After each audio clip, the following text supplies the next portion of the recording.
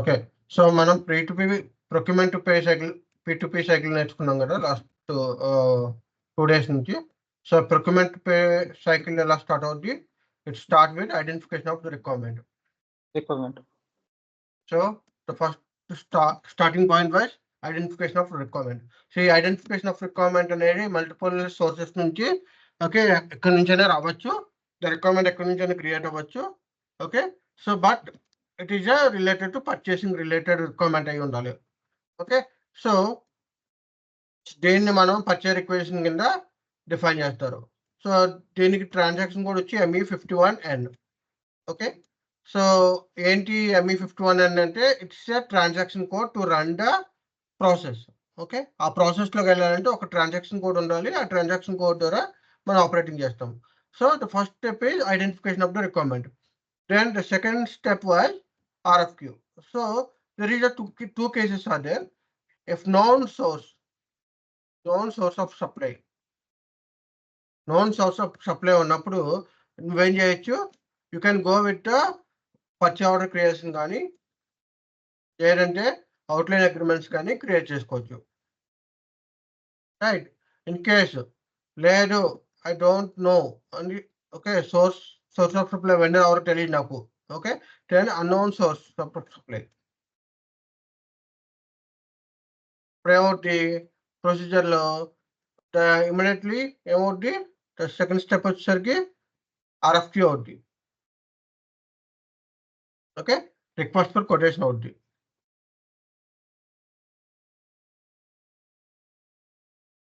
Okay. RFQ అవుద్ది, request for quotation. ఏంటి request for quotation అంటే ఏంటంటే నాకు ఈ రిక్వైర్మెంట్ ఉంది, ఈ రిక్వైర్మెంట్ ఎవరైనా సప్లై చేయగలరా, మీ యొక్క ప్రైజ్ ఇన్ఫర్మేషన్ అంతా కూడా మనం రిక్వెస్ట్ చేస్తున్నాం అనమాట RFQలో. ఓకే. సో ఇక్కడ వచ్చేసరికి మనకి రిక్వెస్ట్ ఫర్ కొటేషన్లో డెడ్ లైన్ ఉంటుంది. ఆ డెడ్ లైన్ ప్రకారం okay RFQ will be valid. ఆ డెడ్ లైన్ అయిపోయిన తర్వాత RFQ క్లోజ్ అవుతుంది. డెడ్ లైన్ క్లోజ్ అయిపోతుంది. దెన్ RFQ తర్వాత మనకి కొటేషన్స్ వస్తాయి. కొటేషన్స్ అంటే మనకి డిఫరెంట్ సోర్స్ ఆఫ్ సప్లై నుంచి డిఫరెంట్ సప్లయర్ నుంచి మనకి కొటేషన్స్ వస్తాయి. ప్రైజ్ కొటేషన్స్, ఆ ప్రైజ్ కొటేషన్స్ మెయింటైన్ చేస్తాం. ఓకే. దెన్ మనకి ప్రైస్ కంపారిజన్ చేస్తాం. ఓకే. సో ప్రైస్ కంపేర్ చేసినప్పుడు ఎఫెక్టివ్ ప్రైజ్, బేసిక్ ప్రైజ్ అట్లా కంపేర్ చేసుకోవచ్చు. ప్రైస్ కంపారిజన్ చేసిన తర్వాత సోర్స్ ఆఫ్ సప్లై సెలెక్ట్ అవుతాడు. సో ఇక్కడ మనకి సిస్టమ్ ఆ ర్యాంక్ 1, ర్యాంక్ 2, ర్యాంక్ 3 అని చెప్పి అట్లాగా డిఫరెంట్ సోర్స్ ఆఫ్ సప్లైస్కి డిఫరెంట్ ర్యాంకింగ్స్ ఇస్తుంది బేస్డ్ ఆన్ ద ప్రైజ్. అన్ని క్యాలిక్యులేషన్ చేసి ఎఫెక్టివ్ ప్రైస్ క్యాలిక్యులేట్ చేసి దానిలో ఇస్తుంది. Then okay. దెన్ మనకి ప్రైజ్ సోర్స్ ఆఫ్ సప్లై ఇప్పుడు మళ్ళీ డైరెక్ట్గా అయిపోయింది కదా. ఇక్కడ మనకి ఇప్పుడు సోర్స్ తెలిసాడు కదా.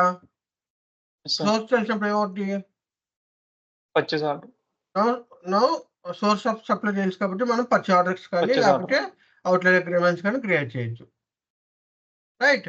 సో పర్చేస్ ఆర్డర్ కానీ అవుట్లైన్ అగ్రిమెంట్స్ కానీ క్రియేట్ చేసుకోవచ్చు. Okay. Then goods receipt. The last step is goods receipt. Okay. So ఇక్కడ గూడ్స్ రిసిప్ట్ ఇన్ కేసు మనం పర్చేస్ ఆర్డర్లో కానీ అవుట్లైన్ అగ్రిమెంట్స్లో కానీ మనం కన్ఫర్మేషన్ కంట్రోల్కి అంటే ఆ పర్చేస్ ఆర్డర్స్లో మనం కన్ఫర్మేషన్ కంట్రోల్కి పెట్టే దెన్ ఇన్బౌండ్ నోటిఫికేషన్ క్రియేట్ చేయాలి. పర్చేస్ ఆర్డర్లో మన కన్ఫర్మేషన్ కంట్రోల్కి ఉంటే కంట్రోల్కి డిఫైన్ చేస్తే దాన్ని we have to create inbound delivery notification. Inbound delivery create చేయాలి. ఓకే. లేదంటే మనం డైరెక్ట్గా గూడ్స్ రిసిప్ట్ చేసుకోవచ్చు. ఓకే. గూడ్స్ రిసిప్ట్ అయిన తర్వాత invoice verification, then payment. So purchase రిక్వెజిషన్స్తో స్టార్ట్ అయ్యి పేమెంట్తో క్లోజ్ అవుతుంది కాబట్టి దీన్ని P2P సైకిల్ అంటారు. సో ఎవరైనా standard material management business process అడిగితే నువ్వు procurement to pay cycle process చెప్పాలి. ఓకేనా, క్లియరా? Okay. So any doubts in this process? ఎక్కడైనా మీకు డౌట్ ఉందా?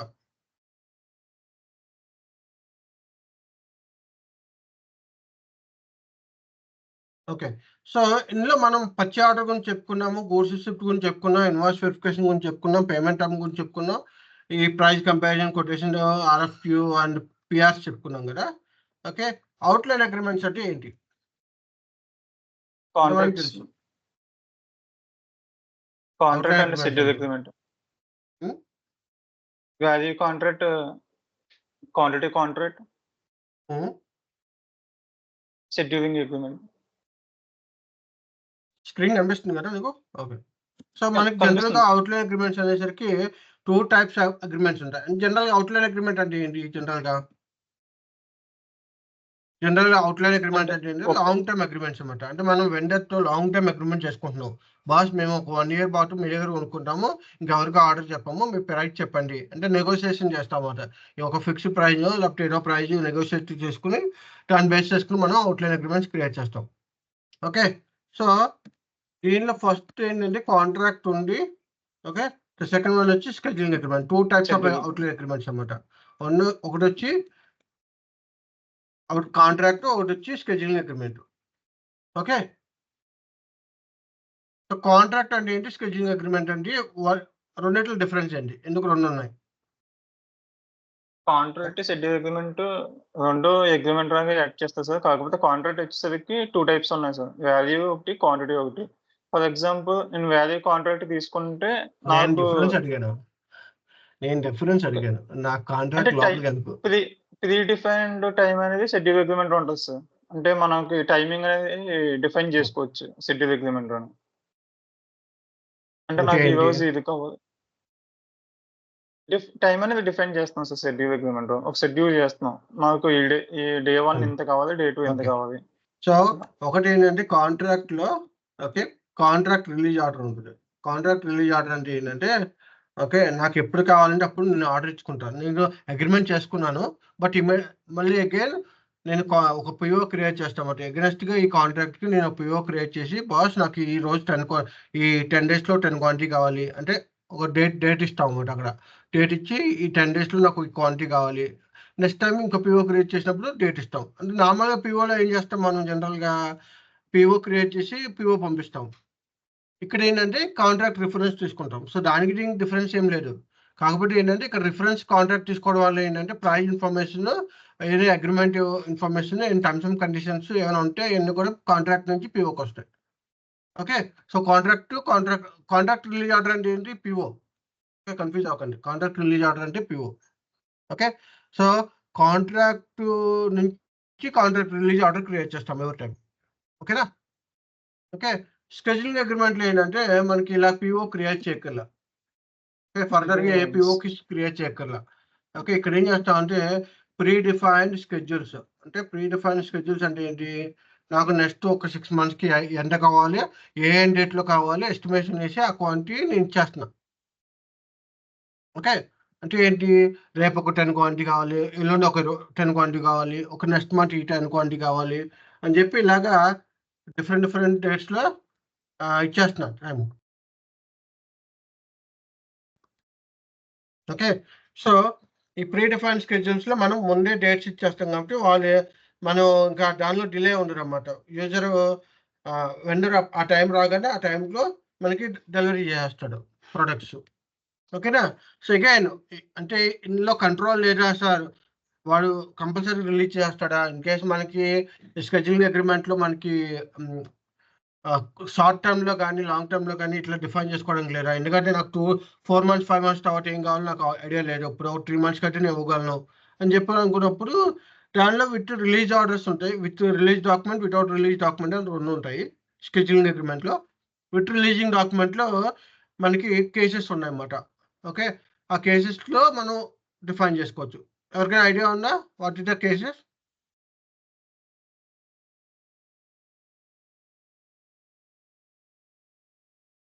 స్కెడ్యూలింగ్ అగ్రిమెంట్లో 2 టైప్స్ ఉంటాయి.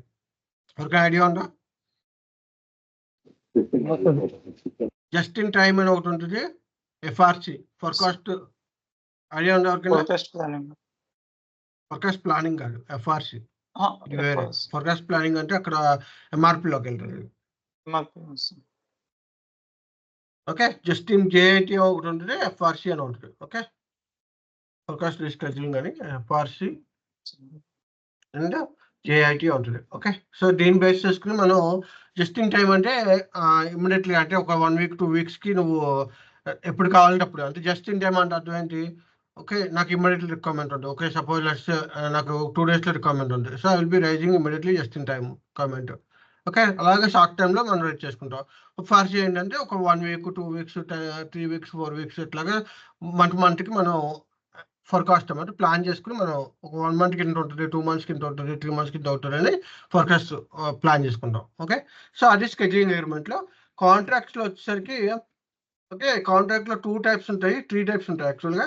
Quantity contract, okay, value contract and central agreed contract. Okay, ఏముంటాయి? Value contract, quantity contract, central agreed contract. Okay, so quantity contract అంటే మీకు idea ఉంటుంది quantity దాని మీద ఉంది కాబట్టి మనం ఏం చేస్తున్నాం అంటే ఒక 1 ఇయర్కి అగ్రిమెంట్ రాసుకుంటే 1 ఇయర్లో నేను 2 lakhs ప్రొడక్ట్స్ కొంటానని చెప్పి అగ్రీ అయ్యా. అగ్రిమెంట్ ప్రకారం నేను 1 ఇయర్లో 2 lakhs ప్రొడక్ట్స్ నేను దగ్గర తీసుకుంటా, ఏ టైంలో తీసుకుంటాను తెలియదు. ఓకే అని చెప్పి కాంట్రాక్ట్ నేను ఒక 1 ఇయర్లో ఆర్డర్ పెట్టానని చెప్పి నీకు క్వాంటిటీ పరంగా చెప్తున్నావు. ఇక్కడ నీకు ప్రైస్ పరంగా చెప్పకుండా క్వాంటిటీ పరంగా చెప్తున్నావు. అంటే వాల్యూ కాంట్రాక్ట్లో ఏమవుతుందంటే వాల్యూ ఆఫ్ ద కాంట్రాక్ట్ నేను సపోజ్ ఒక 10 lakhs value of the contract నీ దగ్గర నుంచి కొంటాను. Okay, 10 lakhs of value of the POs నేను రైట్ చేస్తాను నెక్స్ట్ 1 ఇయర్లో అని చెప్పి నేను అగ్రిమెంట్ పెట్టుకుంటున్నా. ఈ సెంట్రల్ అగ్రి కాంట్రాక్ట్లో ఏంటంటే ఏదో ఒకటి చేసుకోవచ్చు. క్వాంటిటీ కాంట్రాక్ట్లో అయినా ఉండొచ్చు, లేకపోతే వాల్యూ కాంట్రాక్ట్ ఏదైనా చేసుకోవచ్చు. ఓకేనా, క్లియరా?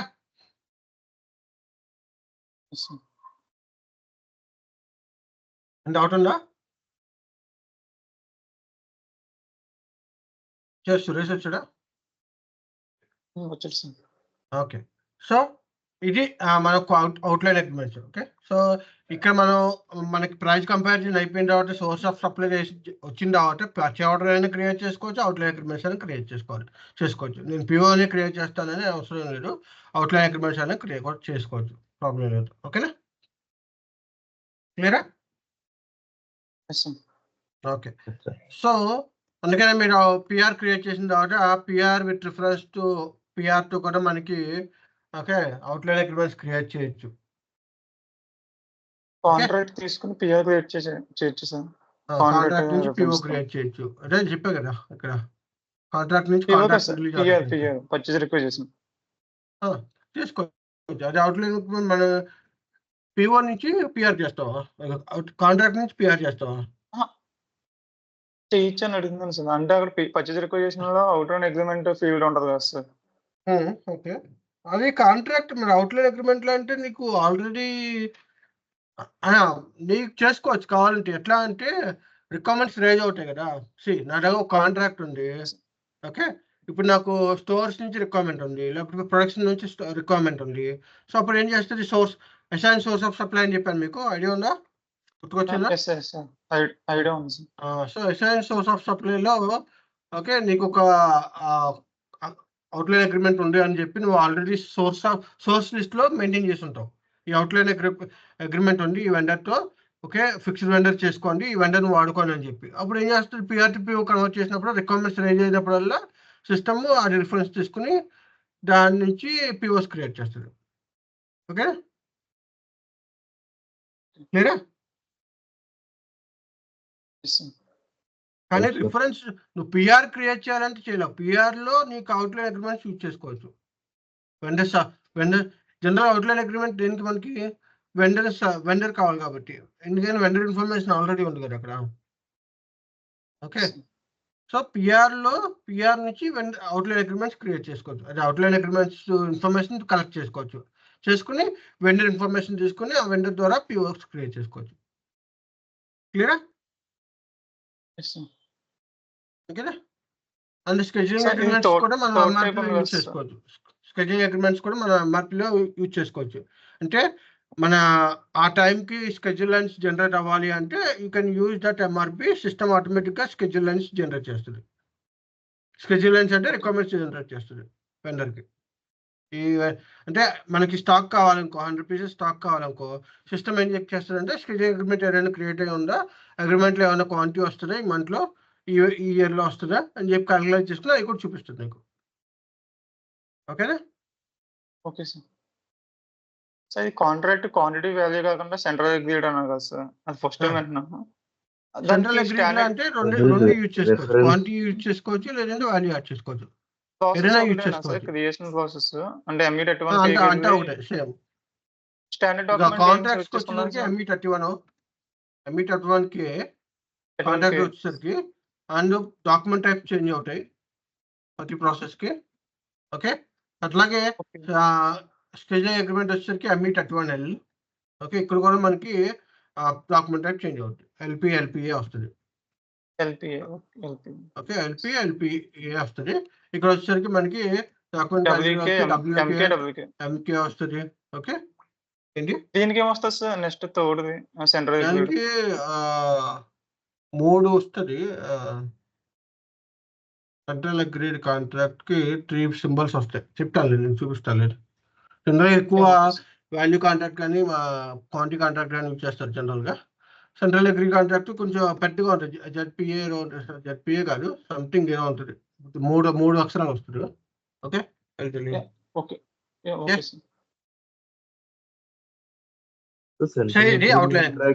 హలో సార్ ఇయర్ ఫోన్స్ పెట్టుకుంటా, వాయిస్ పైకి రావట్లా, జస్ట్ మూమెంట్.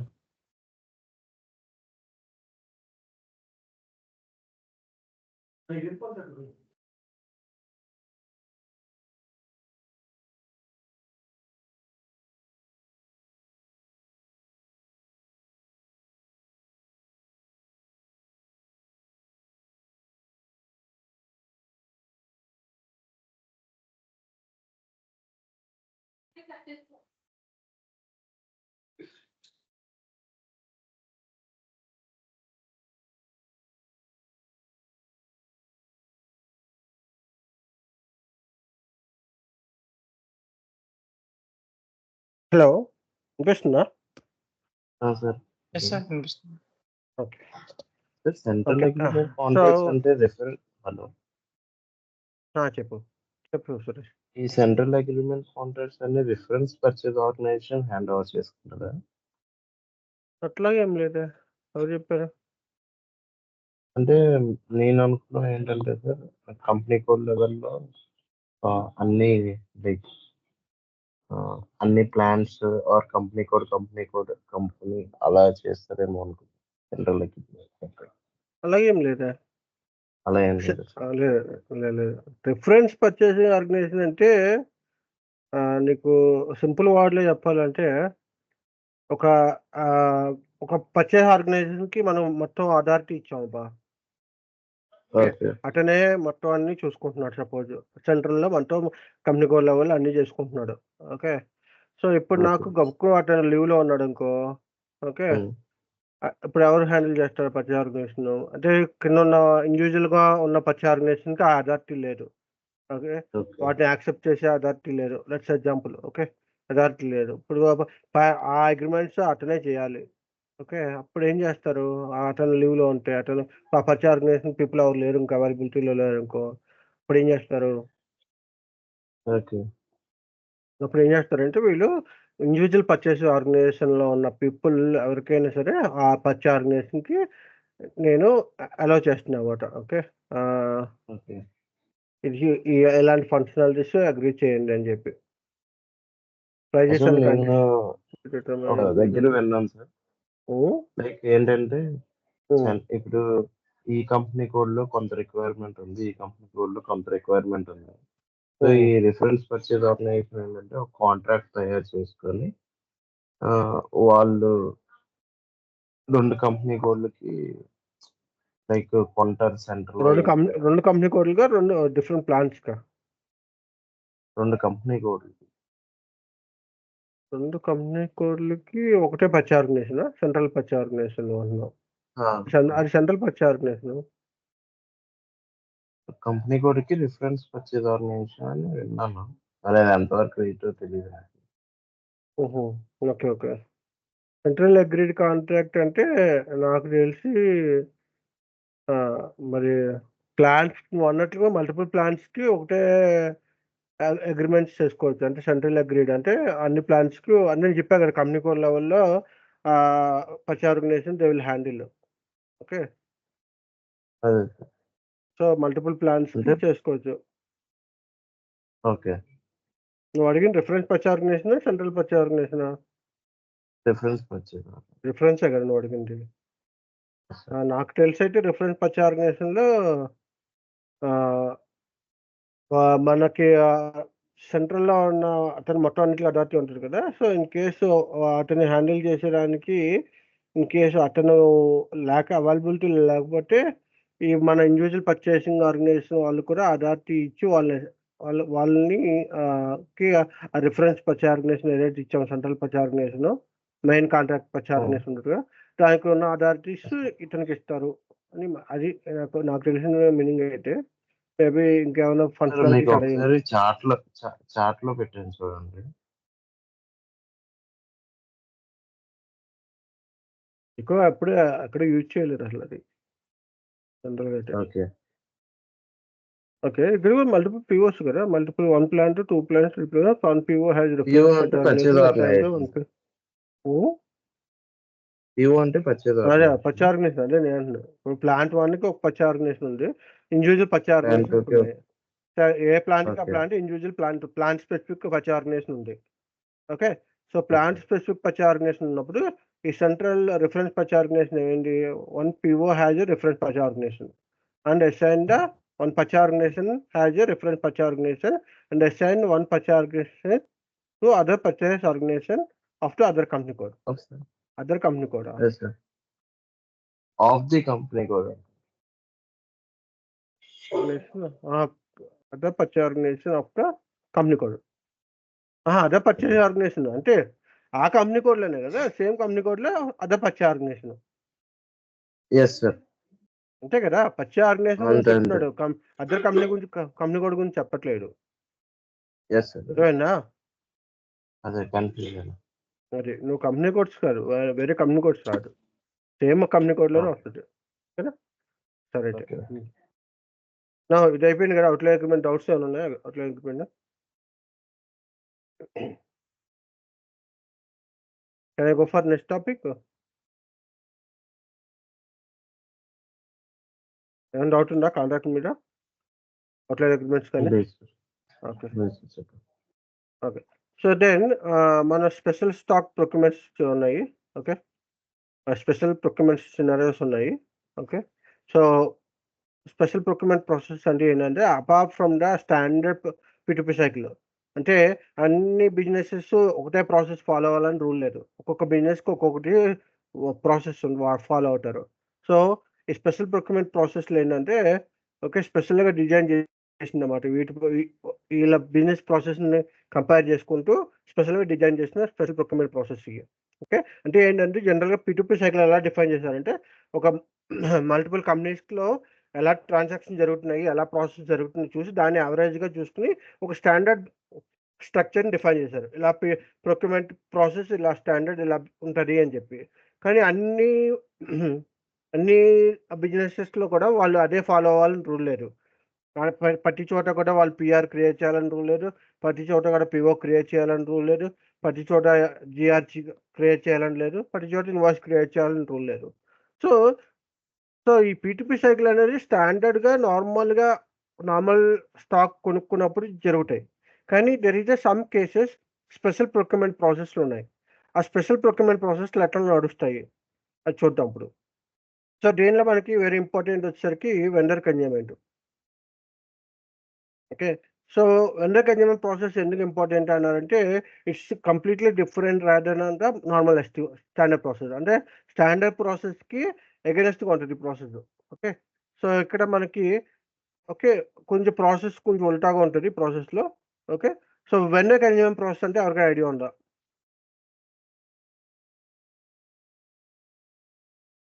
తెలిసే ఉంటుంది కదా, చెప్పండి ఎవరికి ప్రాసెస్ కొంచెం తెలీదా? వెండర్ స్టాక్ వచ్చేసి మన మన ప్లాంట్ లో ఉంటుంది సార్. మనం ఎప్పుడు కావాలంటే అప్పుడు తీసుకోవచ్చు, మనకి ఎంత రిక్వైర్మెంట్ బట్టి. ఓకే. సో మనం ఎంత తీసుకుంటామో దానికి బిల్లింగ్ అవుతుంది. ఓకే. కన్సైన్మెంట్ చెప్పండి. చెప్పు రవి. సో కన్సైన్మెంట్ అంటే వెండర్ అనేవాడు స్టాక్ అనేది సపోజ్ ఒక 10,000 స్టాక్ అనేది మనకి ఇచ్చేస్తాడు సార్.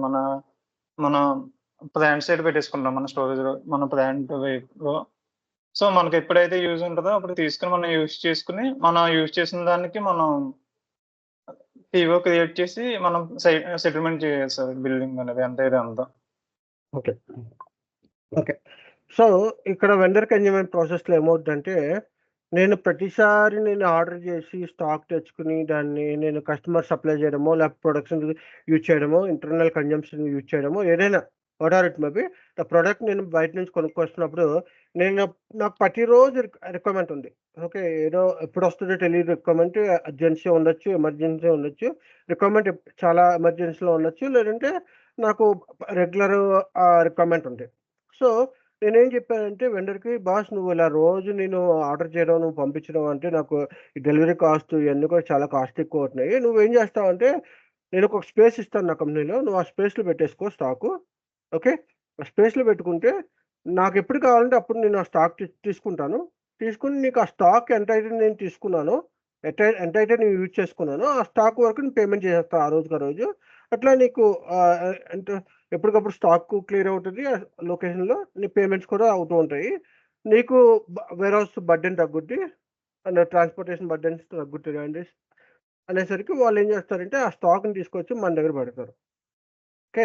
ఎందుకంటే జనరల్‌గా కొన్ని ఎక్స్‌పెన్సివ్ ప్రొడక్ట్స్ ఉంటాయి. ఎక్స్‌పెన్సివ్ ప్రొడక్ట్స్ ఉన్నప్పుడు నాకెప్పుడు ఆర్డర్ వస్తదో నాకు తెలీదు. ఏ టైంలో ఆర్డర్ వస్తదో, ఎప్పుడు ఆర్డర్ వస్తదో తెలీదు. ఓకే. సో, కానీ వెండర్‌కి, సప్లయర్‌కి ఓకే. ఆ కస్టమర్‌ని వదులుకోవాలనే అలవాటు లేదు. అలాగే కంపెనీకి కూడా కస్టమర్‌ని వదులుకోవాలని ఆహ్, ఇంట్రెస్ట్ ఉండదు. సో, అలాంటి వాళ్ళు ఏం చేస్తారంటే, నా లొకేషన్‌లో ఇలా మల్టిపుల్ లొకేషన్స్ ఉన్నప్పుడు, ఈ లొకేషన్స్‌లో ఒక లొకేషన్‌లో కానీ, ఒక ఏరియాలో గానీ నేను వెండర్ కన్జ్యూమర్‌కి నేను ఒక ప్లేస్ ఇస్తా. ఓకే. వెండర్ కన్జ్యూమర్ స్టాక్ అని నేను ఒక ప్లేస్ ఇస్తా. ఓకే. ఇక్కడ వాళ్ళు ఆ స్టాక్‌ని అక్కడ పెట్టుకుంటారు. ఓకే. మిగతా అన్నీ కూడా నా ఓన్ స్టాకు. కానీ ఇదొచ్చేసరికి నా వెండర్ కన్జ్యూమర్ స్టాకు. అంటే ఇది వెండర్ కన్జ్యూమర్ స్టాక్ అని చెప్పా కదా నీకు. ఈ స్టాక్ యొక్క ఓనర్ ఇంకా చేంజ్ కాలేదు. నేను వెండర్‌కి పెట్టుకోమని చెప్పానంతే. నేను కొనుక్కోలే అతని దగ్గర నుంచి కంప్లీట్‌గా. అతను నా లొకేషన్‌లోనే పెట్టుకున్నాడు. సో, ఇక్కడ పెట్టుకున్నప్పుడు ఏంటంటే నాకెప్పుడైతే కావాలో అప్పుడు నేను వాడుకున్న తర్వాతే నేను పేమెంట్ చేస్తా. అంటే నేనెప్పుడైతే వాడుకోవడం మొదలుపెట్టానో అంటే నేను ఇవాళ ఒక క్వాంటిటీ వాడుకుంటే ఆ ఒక్క క్వాంటిటీకి నేను ఓనర్ అవుతా.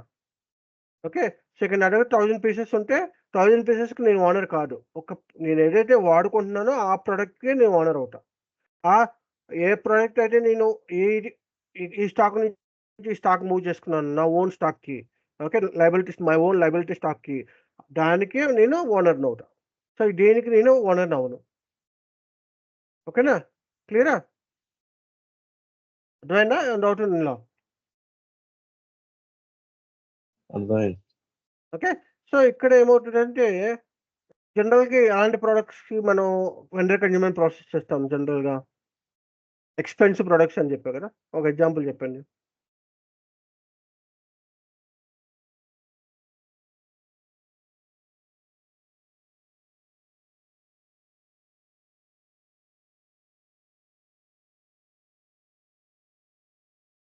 ఒక ఎగ్జాంపుల్ చెప్పండి. ఎలక్ట్రికల్ గూడ్స్ తీసుకోండి. ఎలక్ట్రికల్ గూడ్స్ ఇది బెస్ట్ బ్యాటరీ ఎగ్జాంపుల్. ఎలక్ట్రికల్ గూడ్స్‌లో ఏమవుద్దంటే సో మెనీ మొబైల్స్ వస్తున్నాయి మార్కెట్‌లోకి. సో మెనీ రిఫ్రిజిరేటర్స్ వస్తున్నాయి. ఓకే. అండ్ ఇంకేమొస్తున్నాయి? అన్నీ మొత్తం ఎలక్ట్రికల్ గూడ్స్ అన్నీ చూసుకుంటే చాలా బ్రాండ్స్ రిలీజ్ అవుతున్నాయి. చాలా చాలా అవుతున్నాయి కదా! ఓకే. సో, ఇలా జరుగుతున్నప్పుడు ఏంటంటే ఈ సేల్స్ పాయింట్స్ ఉంటాయి కదా! ఓకే. పాయింట్ ఆఫ్ సేల్స్ ఉంటాయి కదా! ఈ పాయింట్ ఆఫ్ సేల్స్ దగ్గర ఏమవుద్దంటే వాళ్ళు ఆహ్, కస్టమర్ వచ్చి ఇవాళ నాకు ఈ స్టాక్ ఇవ్వండి అంటాడు. నాకు ఈ మొబైల్ నచ్చింది. ఈ మొబైల్ ఇవ్వండి అంటాడు. ఓకే. సో, ఆ మొబైల్ కాస్ట్ ఎంత ఉండొచ్చు? సపోజ్ 1,00,000 ఉండొచ్చు. ఓకే. అంతకంటే ఎక్కువ ఉండొచ్చు, తక్కువ ఉండొచ్చు. ఓకే. ఇప్పుడు నా దగ్గర 100 బ్రాండ్స్, 1000 బ్రాండ్స్ ఉన్నాయనుకో, 1000 బ్రాండ్స్ మొబైల్స్ ఉన్నాయనుకో, 1000 బ్రాండ్స్‌లో మళ్ళీ థౌసండ్స్ మోడల్స్ ఉన్నాయనుకో, ఓకే. అప్పుడు నాకు ఎంత అవుతాయి? 10,000 మోడల్స్ అవుతాయి. 10,000 మోడల్స్ అయినప్పుడు 10,000 మోడల్స్‌కి నేను ఈచ్ మోడల్‌కి ఒక 2 పీసెస్ పెట్టుకుంటే నేను ఎన్ని అవుతాయి? ఇప్పుడు 20,000 స్టాక్ అవుద్ది నా దగ్గర. 20,000 ఇంటూ 1,00,000 రూపీస్ నేను పే చేశాననుకో, ఇక నాకు బిజినెస్‌లో ఏముంటది? మొత్తం అమౌంట్ అంతా కూడా పెట్టుబడికే సరిపోద్ది కదా! ఎందుకంటే అన్నీ కూడా ఎక్స్‌పెన్స్. మళ్ళీ నాకేంటి 20,000 ప్రొడక్ట్స్ సేల్ అవుతాయని కూడా గ్యారంటీ లేదు. ఎప్పటికప్పుడు న్యూ మోడల్స్ వస్తున్నప్పుడు ఓల్డ్ మోడల్స్ ఎవరు డిమాండ్ ఉండదు. ఎవరు కొనరు. అవునా లేదా? సో, ఇక్కడ అగ్రీమెంట్ ఏం చేస్తారంటే, బాస్ నువ్వు ప్రొడక్ట్ రిలీజ్ చేసావు బానే ఉంది. కానీ ఇది కొంచెం కాస్ట్‌లీ. ఓకే. నేను ఇంత అమౌంట్ పెట్టుకోలేను. ఓకే. సో, మనం అగ్రీమెంట్ చేసుకున్నాము. నువ్వు ఒక 2 ప్రొడక్ట్సో, 3 ప్రొడక్ట్స్ నా దగ్గర పెట్టు. ఓకే. నేను ప్రస్తుతానికైతే పేమెంట్ చేయను. ఓకే. ఓకే. నువ్వు ఎప్పుడైతే నాకు కస్టమర్ ఆర్డర్ వస్తదో, కస్టమర్ ఆర్డర్ వచ్చినప్పుడు ఆ ప్రొడక్ట్ వాడికి అమ్మేసి, అప్పుడు బిల్ జనరేట్ చేస్తా కదా! ఇమ్మీడియేట్‌గా నీకు ఆ పేమెంట్ కూడా క్లియర్ చేస్తాను ఆ ప్రొడక్ట్‌కి అని చెప్తాడు. ఓకే. అందుకని ఇప్పుడు చూసారు మెట్రోకెళ్లారు. మెట్రో ఎవరైనా ఎళ్లారా? మెట్రో కానీ, ఐకియా కానీ? బజాజ్ ఎలక్ట్రానిక్స్ ని ఎగ్జాంపుల్ గా తీసుకో. Yes. ఏదైనా మనం. ఓకే. సో, ఇప్పుడు మరి మెట్రో కానీ, ఐకియా కానీ, రిలయన్స్ ట్రెండ్స్ కానీ ఇట్లకి వెళ్ళినప్పుడు ఏంటంటే, అక్కడ స్టోర్ చూసారనుకో, స్టోర్ దగ్గర సెపరేట్‌గా ఒక బోర్డ్ పెట్టుంటది. దిస్ ఈజ్ కన్జ్యూమర్ స్టాక్ అని. చూడండి ఎప్పుడైనా వెళ్తే మీకు తెలుస్తది. ఆ స్టోర్ లోపలికెళ్తే ఓకే. బయట డిస్‌ప్లే లోపల స్టోర్ దగ్గరికెళ్తే మనకి కన్జ్యూమర్ స్టాక్ అని ఉంటది. కోడ్స్. ఓకే. సో, ఏంటంటే ఈ స్టాక్స్‌ని వీళ్ళు రిజర్వ్ చేశారనమాట. సో, ఎప్పుడైతే అమ్ముతారో ఆ స్టాక్ వాళ్ళు పేమెంట్ చేస్తారు. ఓకేనా. అట్లాగే సిమెంట్ కూడా నువ్వు చెప్పుకోవచ్చు. ఇప్పుడు సిమెంటు మ నేనొక ఒక 25 ఫ్లోర్స్ బిల్డింగ్ కట్టాలనుకున్నాననుకో, 25 ఫ్లోర్స్ బిల్డింగ్‌కి నేనేం చేస్తాను, నాకు రోజు ఒక 100 బ్యాగ్స్ కావాల్సొచ్చిందనుకో, 200 బ్యాగ్సో, 100 బ్యాగ్స్ సిమెంట్ కావాలనుకో, ఓకే. నేను ప్రతిసారి రోజు అడగలేను కదా! వాడేం చేస్తాడు ఒకేసారి తీసుకొచ్చి డంపు మనుషుల లొకేషన్‌లో పెడతాడు. మనకి ఎంత కావాలంటే అది యుటిలైజ్ చేసుకొని మనం పేమెంట్ చేయొచ్చు. ఓకేనా? క్లియరా? సో, బెస్ట్ ఎగ్జాంపుల్ ఏంటంటే ఈ ఎలక్ట్రికల్ గూడ్స్. ఎలక్ట్రికల్ గూడ్స్ ద్వారా అయితే వాళ్ళకి బ్రాండ్ వారంటీ యాక్టివేట్ చేస్తారు కాబట్టి, బ్రాండ్ వారంటీ యాక్టివేట్ చేసి బిల్ జనరేట్ చేస్తారు కాబట్టి ఆటోమేటిక్‌గా సెల్లర్‌కి ఇన్ఫర్మేషన్ ఎళ్తది. అలాగే వెండర్‌కి కూడా ఇన్ఫర్మేషన్ ఎళ్తది. ఈ వారంటీ యాక్టివేట్ అయింది ఇతనికి. సో, ఈ అమౌంట్ క్లియరెన్స్‌కి వాడు ఇన్వాయిస్ రైజ్ చేసుకుంటాడు. అవునా? అర్థమైందా? ఏమైనా డౌట్ ఉందా ఇందులో? అర్థమైందా? ఏమైనా డౌట్ ఉందా? అర్థమైంది సార్. అర్థమైంది. ఓకే. సో, సింపుల్ వర్డ్స్ చెప్పాలంటే వెండర్ కన్జ్యూమర్ స్టాక్‌లో మనం ప్రాసెస్ ప్రకారం చెప్పుకోవాలంటే, నేను వెండర్‌ని రిక్వెస్ట్ చేస్తున్నాను. స్టాక్ నా యొక్క ప్రిమిసెస్‌లో పెట్టుకోండి స్టాక్‌ని. కానీ నేను ఇమ్మీడియేట్‌గా మీకు పేమెంట్ చేయను. ఓకే. నేనెప్పుడు పేమెంట్ చేస్తానంటే వెనెవర్ ఐ నీడ్. ఓకే. నాకు ఆ ప్రొడక్ట్ ఎప్పుడైతే కావాలో ఆ ప్రొడక్ట్ నేను ఎంటైర్‌గా యుటిలైజ్ చేసుకున్నానో, మళ్ళీ చూడండి ఎంటైర్‌గా యుటిలైజ్ చేసుకున్నానో, ఆహ్, ఆహ్, అంత ప్రొడక్ట్ కాస్ట్ నేను పేమెంట్ చేస్తాను. ఇమ్మీడియేట్‌గా మీకు పేమెంట్ చేస్తాను అని చెప్తున్నాను. ఓకేనా? సో, ఇక్కడ మన సినారియోస్ చూసుకుంటే దీంట్లో మనకి కన్జంప్షన్‌కి అంటే మన ఇంటర్నల్ యూసేజ్‌కి వాడుకుంటారు. ఓకే. కన్జంప్షన్ యుటిలైజ్ చేసుకోవచ్చు.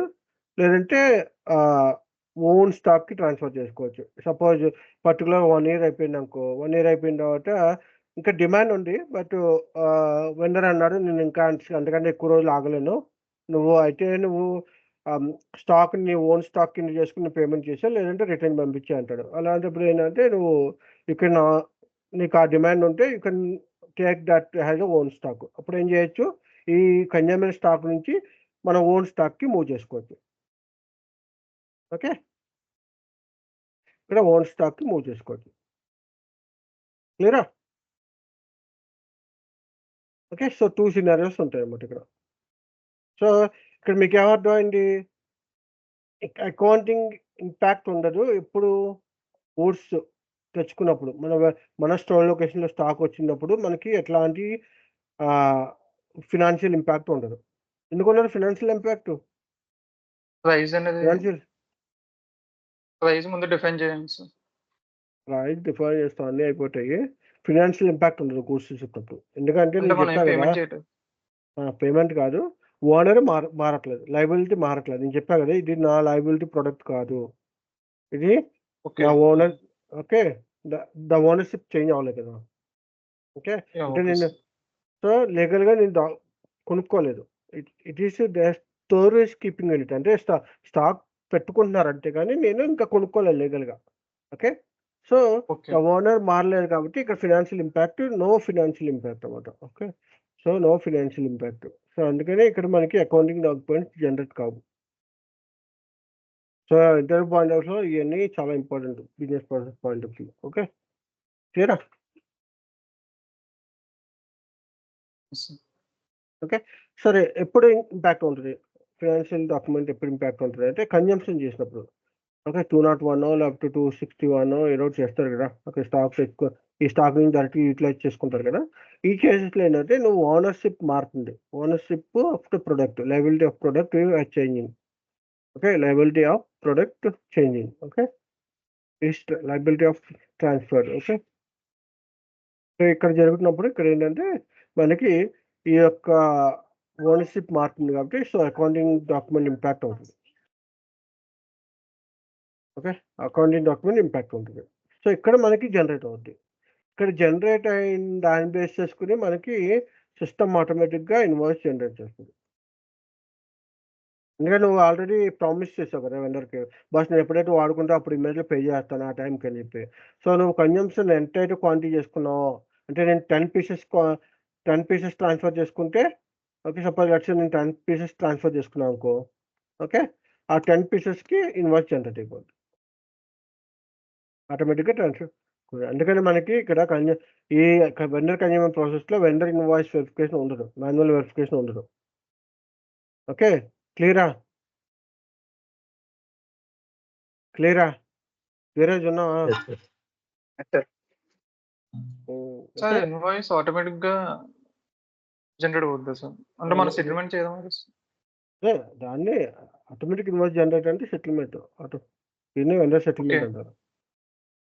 ఇది నీ వాయిస్లో సెటిల్మెంట్ అనుకో, వెండర్ సెటిల్మెంట్. ఓకే, సో దేనికి జనరల్గా ఏంటంటే నువ్వు చెప్పావు కదా ఆటోమేటిక్ బ్యాక్గ్రౌండ్ జాబ్ చేయొచ్చా సార్ అని, టీం లాంటి వరకు చేసుకోవచ్చు ఆటోమేటిక్ బ్యాక్గ్రౌండ్ జాబ్స్. సో ఆ డే రోజు, ఆ కంప్లీట్ డే రోజు, ఓకే, ఏదైతే ఓపెన్ పెండింగ్ కన్జంప్షన్స్ ఉన్నాయో ఆ కన్జంప్షన్ అన్నిటికి కూడా సిస్టము సెటిల్మెంట్ రైట్ చేస్తుంది ఆటోమేటిక్గా. సో ఇలాంటి వాటికి బ్యాక్గ్రౌండ్ జాబ్స్ బాగా ఉపయోగపడుతాయి. ఓకేనా? Okay sir. ఓకే, సో మాన్యువల్గా మనం కావాలంటే మనం కూడా ప్రాసెస్ చేయొచ్చు, అంటే ఆటోమేటిక్ సెటిల్మెంట్ అది ఎంఆర్కే వాళ్ళు చేసుకోవచ్చు. ఓకేనా? క్లియరా? Yes sir. చేయండి. ఇదే కాకుండా నీ 201, 261 కన్జంప్షన్ చెప్పారు కదా, లేదా నా ఓన్ స్టాక్ కన్వర్ట్ చేసుకుంటా అంటే 411 యూజ్ చేసుకోవాలి. సో ఇక్కడ మనం జనరల్గా ఇదంతా కన్జ్యూమెంట్ ప్రాసెస్లో మన ఓన్ స్టాక్కి మన స్టాక్కి డిఫరెన్స్ చూపించాలి కాబట్టి ఈ కన్జ్యూమెంట్ స్టాక్ వచ్చినప్పుడు మనకి సిస్టమ్ కే కింద చూపిస్తుంది. Okay, so K to define అవుతుంది. అందుకని మనం ఎప్పుడైనా సరే ఈ స్టాక్లోంచి ఏ స్టాక్ అని మూవ్ చేయాలంటే కే పెట్టాలి పక్కన. దీన్ని స్పెషల్ స్టాక్ ఇండికేటర్ అంటారు. నార్మల్ ప్రాసెస్కి దీనికి డిఫరెన్షియేట్ చూపించడానికి మనం ఇండికేటర్ని యూజ్ చేస్తారు, స్పెషల్ స్టాక్ ఇండికేటర్. అందుకనే కే అనేది consignment, it is a special indicator. So మీరు ఇంటర్వ్యూలో చెప్పినప్పుడు ఈ కే మిస్ అయితే మీకు ఆ ప్రాసెస్ మొత్తం పోయినట్లే. ఓకేనా? ఓకే, క్లియరా? క్లియరా? ఏమైనా క్వశ్చన్ ఉందా? Yes, sir. సో ఈ 411K నుంచి నేను మళ్ళీ ఓన్ స్టాక్ మూవ్ చేసిన తర్వాత ఇక్కడికి వచ్చిన తర్వాత ఈ స్టాక్లో మళ్ళీ నేను ఎప్పుడైనా గూడ్స్ ఇష్యూ చేసి కన్జంప్షన్ చేశాను అనుకో, consumption from own stock. Okay, ఏంటి movement type? Consumption from own stock movement type ఏంటి? 201, 1K. 201 and 201. 201. ఇక్కడ మనకి కే రాదు. ఓకేనా? Yes, sir. కన్జంప్షన్ నుంచి ఓన్ స్టాక్ మూవ్ చేసినప్పుడు కన్జంప్షన్ ఫ్రమ్ ఓన్ స్టాక్ అయితే కే రాదు, అదే consumption from vendor consumer stock అయితే కే వస్తుంది. సరే ఎక్కడ చూడొచ్చు సార్ మనం అంటే ఎంఎంబిఏలో స్టాక్ మనకి స్టాక్ ఓవర్వ్యూలో మన స్టాక్ ఓవర్వ్యూ చూస్తాం కదా జనరల్గా అక్కడే స్టాక్ ఓవర్వ్యూలో సిస్టమ్ మనకి మన నార్మల్ స్టాక్ ఓన్ స్టాక్ సపరేట్గా చూపిస్తుంది అట్లాగే వెండర్ కన్జ్యూమర్ స్టాక్ అని సపరేట్ చూపిస్తుంది. Yes, sir. ఓకేనా క్లియరా? సో ఇక్కడ జనరల్గా ఇంటర్వ్యూ పాయింట్స్ క్వశ్చన్స్ వచ్చేసరికి మనకి జిఆర్ జరిగినప్పుడు ఎలాంటి అంటే మిమ్మల్ని డిస్టర్బ్ చేయడానికి ఆ ప్యానల్ వాళ్ళు మల్టిపుల్ క్వశ్చన్స్ అడుగుతారు అనమాట. ఇట్లాగా నువ్వు ఆ ప్రాసెస్లో స్ట్రాంగ్గా ఉన్నావు అని చూడడానికి జిఆర్ చేసినప్పుడు గూడ్స్ ఇష్యూ చేసినప్పుడు ట్రాన్స్ఫర్ పోస్టింగ్ చేసినప్పుడు ఇన్వాయిస్ చేసినప్పుడు ఇట్లాగా మల్టిపుల్ క్వశ్చన్స్ అడుగుతుంటారు అనమాట. సో మనం జాగ్రత్తగా ఆ ప్రాసెస్ని మనం క్లియర్గా చెప్పాలి. ఓకేనా? So this is the vendor consumer process. ఏం డౌట్స్ ఉన్నాయి వెండర్ కన్జ్యూమర్? లేదు sir. Jayaraj and Ravi sir ఇది సెల్ఫ్ కన్సెప్షన్ అని అంటారు కదా సార్, అది ఇది ఒకటి అంటే ఇప్పుడు సెకండ్ టైం ఇప్పుడు సెల్ఫ్ కన్సెప్షన్ అని అంటారు కదా, ఇదే కదా సార్ ఓన్ కన్సెప్షన్ ఆఫ్ ఇది ఓన్ కన్జంప్షన్, ఇది కన్జంప్షన్ వేరు కన్జైన్మెంట్ వేరు. కన్జంప్షన్ అంటే ఏం లేదు, యూటిలైజేషన్ అంటే సింపుల్ వాళ్ళు యూటిలైజేషన్ ప్రొడక్ట్ మనం యూటిలైజ్ చేసుకుంటున్నాం ఇమీడియట్గా. కన్జ్యూమింగ్ అంటారు కదా, నీ బాడీలో ఎంత కన్జ్యూమ్ చేసుకుందంటే స్టాక్, ఓకే అట్లా వాడుకోవడం ఇమీడియట్గా వాడుకోవడం మరి యూటిలైజేషన్. ఓకే క్లియరా? ఓకే ఓకే సో ఇది vendor consumer process. Okay then the next process వచ్చేసరికి థర్డ్ పార్టీ. ఎందుకంటే ఈ వెండర్ కన్జ్యూమర్ ప్రాసెస్ కూడా చాలా చాలా బిగ్ వేర్ హౌసెస్లో యూజ్ చేస్తూ ఉంటారు వెండర్ కన్జ్యూమర్ ప్రాసెస్. ఎందుకంటే ఇలాంటి ప్రొడక్ట్స్ని వాళ్ళు ఇమీడియట్గా పర్చేస్ చేయలేరు కాబట్టి అంత పెట్టి కాస్ట్ వాళ్ళు ఏంటంటే వాళ్ళ వెండర్కి అతనికి అగ్రిమెంట్ పెట్టుకుని.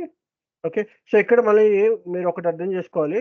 ఓకే ప్రైజ్ ఇన్ఫర్మేషన్ అనేది ముందే అగ్రిమెంట్ జరుగుతుంది ఇన్ఫో రికార్డ్లో. ఓకే ఇన్ఫో రికార్డ్లో మనకి ముందే price information and tax information అన్నీ కూడా ముందే సెట్ చేసుకుంటారు. సో దీనికి పిఓలో జరిగినప్పుడు పిఓ క్రియేట్ చేసినప్పుడు ఓకే మనకి నో ప్రైజ్ అన్నమాట, no price. Okay no invoice tab. No invoice tab అంటే ఏంటంటే ట్యాక్స్ ఇన్ఫర్మేషన్ ఉండదు. ఓకే ఇంకే ఇన్ఫర్మేషన్స్ ఉండవు, ట్యాక్స్ ఇన్ఫర్మేషన్ ఏ ఉండదు. ఓకే నో ట్యాక్స్ ఇన్ఫర్మేషన్ అన్నమాట. Okay no price information. Okay condition tab కూడా ఉండదు, నో కండిషన్ ట్యాబ్. ఓకే క్లియరా? ఎందుకంటే మనం ఇక్కడ మనం కొనట్లేదు డైరెక్ట్ ప్రోడక్ట్, సో మనం డైరెక్ట్గా ఇన్ఫో రికార్డ్లోనే మెయింటైన్ చేస్తాం ఇన్ఫర్మేషన్. ఓకే క్లియరా? Then third party procurement process. Third party procurement process అంటే ఎవరికైనా అడిగాను? Third party procurement process Like online delivery, like Amazon, example. So third party procurement process okay మనకి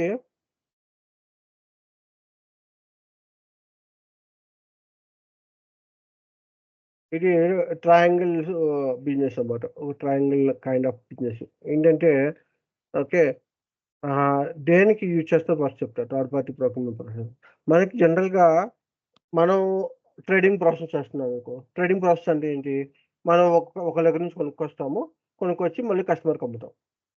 అవునా? మనం ఒక దగ్గర నుంచి కొనుక్కొచ్చి మనం కస్టమర్కి అమ్ముతాం. ఇప్పుడు ఎట్లాగా సామ్సంగ్ రిఫ్రిజిరేటర్ ఉందనుకో, దాంట్లో నువ్వు రీప్యాకింగ్లో మోడల్ చేంజ్ చేయడానికి ఏం అవసరం లేదు, డైరెక్ట్గా నీ రిఫ్రిజిరేటర్ కస్టమర్ డెలివరీ చేస్తే చాలు. ఓకే నువ్వేంటంటే నీ ప్లేస్ని ఒక వేర్ హౌస్కి నువ్వు యూజ్ చేసుకుని కస్టమర్ నుంచి ఆర్డర్స్ తీసుకుని అక్కడికి సప్లై చేస్తున్నావు. సో జనరల్గా ఏమవుద్ది, నువ్వు కస్టమర్ వెండర్ నుంచి పర్చేస్ చేసి ఆ ప్రోడక్ట్ నీ దగ్గర ఉంచుకుని కస్టమర్కి ఆర్డర్ రాగానే ఆ ప్రోడక్ట్ వాళ్ళకి అమ్ముతున్నావు. ట్రేడింగ్ ప్రాసెస్ అవునా? సో రిఫ్రిజిరేటర్స్ టీవీస్ ఇవన్నీ కూడా అట్లాగే ఉంటాయి కదా. సో దానిపైన మనం చేంజ్ చేయడానికి ఏం లేదు. ఇలాంటి ప్రొడక్ట్స్లో ఏమవుద్దంటే మన దగ్గరికి వచ్చి మనం కస్టమర్ పంపించేసరికి కొంచెం టైం తీసుకుంటుంది. ఓకే సో ఈ టైంని అవాయిడ్ చేయడానికి వీళ్ళు ఏం చేస్తారంటే ఎప్పుడైతే నాకు కస్టమర్ నుంచి ఆర్డర్ వచ్చిందో, ఎప్పుడైతే ఆర్డర్ వచ్చిందో ఇమ్మీడియట్‌గా ఆ కస్టమర్ ఆర్డర్‌ని నేను సప్లయర్‌కి ఇన్ఫార్మ్ చేస్తాను. ఇమ్మీడియట్‌గా. సప్లయర్‌కి ఇన్ఫార్మ్ చేసి సప్లయర్‌కి నేనేం చెప్తున్నా అంటే, "నువ్వు మళ్ళీ నాకు స్టాక్ పంపించుకో. నీ స్టాక్ పంపించి మళ్ళీ వాడికి పంపించి ఇయన్నీ తతంగం ఎందుకు? నువ్వేం చేస్తావంటే డైరెక్ట్‌గా కస్టమర్‌కి పంపించేసేయి" అని చెప్తాడు. ఏం చెప్తాడు? ఇక్కడ ఒక కంపెనీ ఎవరు?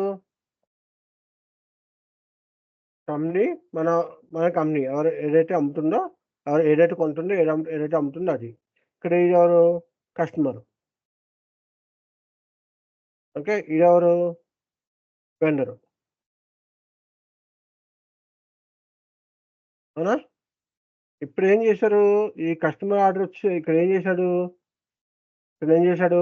ఒక ఆర్డర్ క్రియేట్ చేశాడు. బాబు నాకు ఈ ప్రొడక్ట్ కావాలి. ఓకే. కస్టమర్ ఆర్డర్ వచ్చింది. కస్టమర్ ఆర్డర్ వచ్చింది. ఏమొచ్చింది? సపోజ్ ల్యాప్‌టాప్ ఒకటొచ్చిందనుకో. Laptop okay. మ్యాక్ బుక్కు ఏదో మ్యాక్ బుక్ వచ్చింది. ఓకే. ఇది ఆర్డర్ వచ్చింది. సో, నేనేం చేశాను ఇమ్మీడియేట్‌గా దగ్గరలో ఉన్న డీలర్‌కి ఎవరైతే ఉన్నారో ఓకే. ఆ డీలర్ ఎవరైతే ఉన్నారో ఆ డీలర్‌కి నేను ఇన్ఫార్మ్ చేశాను. డీలర్ అన్నమాట. సో, ఈ పర్చి ఆర్డర్ ద్వారా నేనేం చేశాను అతనికి ఇన్ఫార్మ్ చేశాను. మ్యాక్ ఆర్డర్ చేస్తున్నాను. మ్యాక్ పంపించు అని చెప్పి. ఓకే. మ్యాక్ ల్యాప్‌టాపు కావాలని చెప్పి ఆర్డర్ పెట్టాను. ఓకే. ఇక్కడ నేనేం చేస్తున్నానంటే నా యొక్క షిప్పింగ్ ఇన్ఫర్మేషన్ ఏదైతే ఉందో అంటే డెలివరీ ఇన్ఫర్మేషన్ ఏదైతే ఉందో దాన్ని నేనేం చేస్తున్నానంటే కస్టమర్ అడ్రస్ పెడుతున్నా డైరెక్ట్‌గా. నా అడ్రస్ ఇవ్వకుండా కస్టమర్ అడ్రస్ ఇస్తున్నా. ఓకే. అప్పుడేం చేస్తాడు జనరల్‌గా ఏమవ్వాలి? నేను ఆర్డర్ చేస్తే నాకు రావాలి. కాకపోతే నేను కస్టమర్ అడ్రస్ మార్చా కాబట్టి నేనేం చేస్తుంది ఈ వెండర్ ఏం చేస్తాడు ఈ ప్రొడక్ట్‌ని తీసుకొచ్చి కస్టమర్‌కి పంపిస్తాడు. ఓకే. షిప్‌మెంట్. కస్టమర్‌కి స్టాకు షిప్‌మెంట్ చేస్తాడు. అంటే గూడ్స్ ఇష్యూ చేస్తాడు ఇక్కడ. ఓకేనా? ఓకేనా? అర్థమైంది. సో, ఇక్కడ ఏమవుతదంటే టైమ్ సేవ్ అవుతది ఫస్ట్. ఎందుకంటే ఇమ్మీడియేట్‌గా నువ్వు రాగానే నేను వెండర్‌కి ఇన్ఫార్మ్ చేశా కాబట్టి వెండర్ ఇమ్మీడియేట్‌గా నీకు పంపించాడు కాబట్టి వితిన్ ఫ్రాక్షన్ ఆఫ్ సెకండ్స్‌లో నీకు ఫ్రాక్షన్ ఆఫ్ అవర్స్‌లో నీకు స్టాకు నీకొచ్చేస్తది. ఇప్పుడు అమెజాను, ఫ్లిప్‌కార్టు ఇయన్నీ కూడా ఇదే ప్రాసెస్ వాడతారు. మీ నియరెస్ట్ డీలర్స్ ఎవరైతే ఉన్నారో వాళ్ళతో లింకప్ పెట్టుకొని ఎందుకంటే ఇప్పుడు ఆన్‌లైన్ ప్లాట్‌ఫార్మ్‌కేంటంటే ఒక్కడు వెండర్ ఉండడు. Main vendors. వందలాది వెండర్స్ ఉంటారు. ఓకే. సో, ప్రతి సిటీలో డీలర్స్ ఉంటారు. ప్రతి సిటీలో ఓకే. హోల్‌సేలర్స్ ఉంటారు. అందరూ ఉంటారు. సో, ఏంటంటే నువ్వు ఎప్పుడైతే ఆర్డర్ పెట్టావో ఆ నియరెస్ట్ ప్లేస్‌లో ఎవరైతే సప్లై చేస్తున్నాడో అతని లొకేషన్ డీటెయిల్స్ ఇస్తది. సో, అందుకని నువ్వు ప్రొడక్ట్ కొనేటప్పుడు చూసావా? నీకు ఒక్కొక్కసారి ఆహ్, ఎవరి దగ్గర నుంచి వస్తుందని కూడా చెప్తాడు. షిప్‌మెంట్ అడ్రెస్ కూడా చెప్తాడాడు.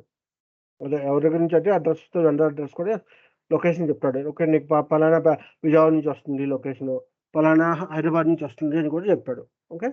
సో, ఈ ఈ ప్రాసెస్‌లో ఏమవుద్దంటే మనకి టైమ్ సేవ్ అవుతది. కస్టమర్ హ్యాపీగా ఉంటాడు. ఎందుకంటే ఇమ్మీడియేట్‌గా వాడికి స్టాక్ వచ్చేస్తుంది. ఓకే. ఆర్డర్స్ కూడా పెరుగుతాయి. సో, ఈ ఆన్‌లైన్ ప్లాట్‌ఫార్మ్స్ అన్నీ కూడా సేమ్ థర్డ్ పార్టీ ప్రొక్యూర్‌మెంట్ ప్రాసెస్‌లే నడుస్తాయి. సో, ఇక్కడ ఏంటంటే ఈ ప్రైస్ డిసైడ్ చేసేది కంపెనీ వాడు. ఓకే. ఎందుకంటే ఇప్పుడు వెండర్ వాడు మ్యాక్ సపోజ్ ప్రైస్ ఎంత ఇచ్చాడు? లెట్స్ సే ఒక 1,00,000 రూపీస్ ప్రైస్ ఉందనుకో మ్యాక్ బుక్కు. ఓకే. సో, ఆ 1,00,000 రూపీస్ ప్రైస్‌కి వీడేం చేస్తాడంటే కస్టమర్‌కి చెప్పేటప్పుడు బాస్ 1,20,000 అని చెప్పి ఇస్తాడు. 1,20,000 అని చెప్పి ఇస్తాడు. అంటే ఏంటి ఇక్కడ నాకొచ్చేది 1,00,000 బట్ నేనిచ్చేది అమ్మేదేంటంటే 1,20,000కి. సో, ఏమవుద్ది 20,000 వీడికి లాభం వస్తది కంపెనీ వాడికి. ఓకే. సో, పేమెంట్ దగ్గరొచ్చేసరికి ఏంటంటే కస్టమర్ నుంచి కంపెనీ వాడు పేమెంట్ తీసుకుంటాడు. కంపెనీ వాడు వెండర్‌కి పే చేస్తాడు. క్లియరా? సో, ట్రయాంగిల్ ప్రొసీజర్ అన్నమాట. ఓకే. సో, ఇలాంటి కేసెస్‌లో మనకి డౌట్ ఉందా ఏమైనా ప్రాసెస్‌లో? ప్రాసెస్‌లో ఏమైనా డౌట్ ఉందా? No sir. ఓకే. సో, ఇలాంటి కేసెస్‌లో మనకి గూడ్స్ షిప్ చేయక్కర్లా మనం. మన కంపెనీలో ఎవరైతే మనం ఓకే. కంపెనీ వాడున్నాడో వాడు గూడ్స్ షిప్ చేయడు. ఓకే. సో, దీనికి వర్చువల్ గూడ్స్ షిఫ్ట్ అంటారు. సో, నీకు కొన్ని కంపెనీస్‌లో ఏంటంటే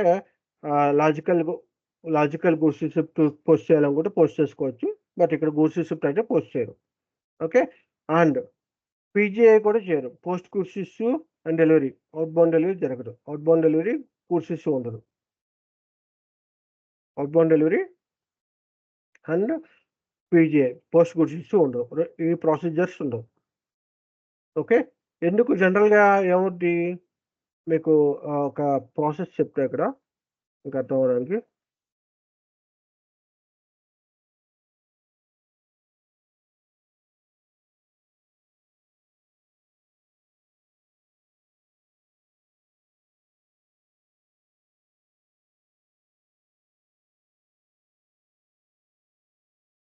ఓకే,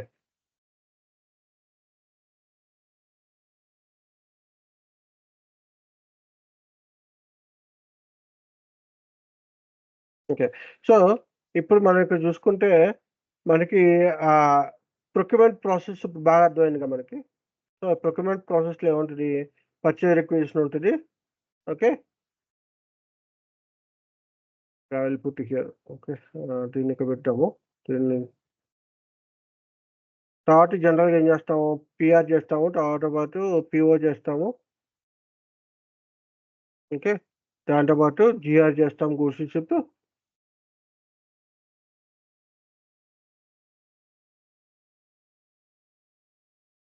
గూడ్స్ రిసిప్ట్ చేస్తాము, దాంతో పాటు ఇన్వాయిస్ చేస్తాం.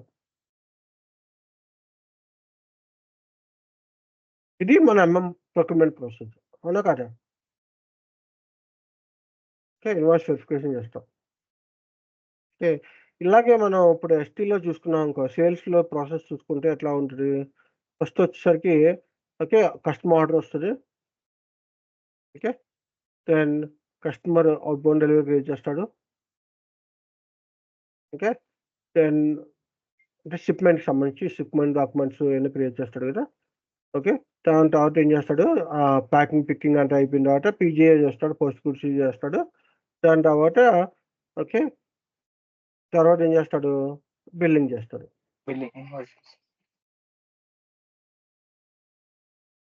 సో ఎస్టీలో వచ్చేసరికి బిల్లింగ్ అంటారు.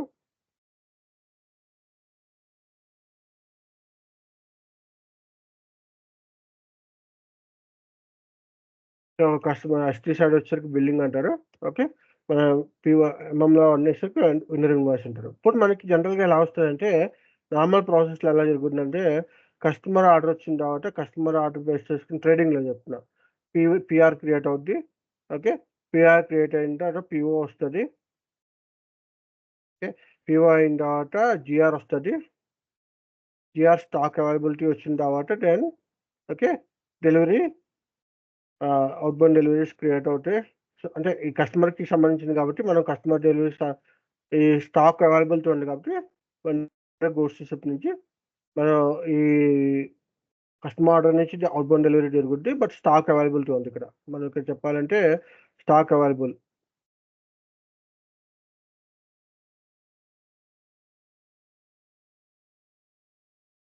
స్టాక్ అవైలబుల్ అంటే ఇక మన స్టాక్ వచ్చిన తర్వాత ఇక స్టాక్ అవైలబుల్ ఉంటుంది. Then outbound delivery create అవుద్ది, పీజీఐ జరుగుద్ది, బిల్లింగ్ జరుగుద్ది. ఓకే, సో ఇది జనరల్గా మనం ఎస్టీఎంఎం ప్రాసెస్లో ఇన్ కేస్ ట్రేడింగ్లో ఇలా జరుగుద్ది, అవునా? జనరల్గా ఇట్లా జరుగుద్ది కదా. ఓకే,